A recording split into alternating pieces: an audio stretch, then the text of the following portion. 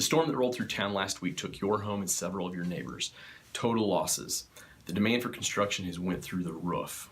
Your home is insured for $200,000.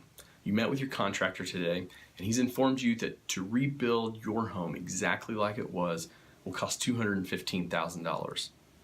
Where are you going to come up with an extra $15,000? Good news for you. You had extended replacement cost coverage on your homeowner's policy. Extended replacement cost coverage generally provides an additional 120 to 125% above your policy limit to replace your home. So let's do some quick math. You insure your home for $200,000. Extended replacement cost coverage may provide you with 125%. This gives you $250,000 if you need it. It's not for those Corian countertops that you've been wanting. It's if you need it. The Joplin tornado was devastating. A disaster like that could increase the cost of construction overnight. The next time you hear somebody say, insurance is insurance, it's all the same.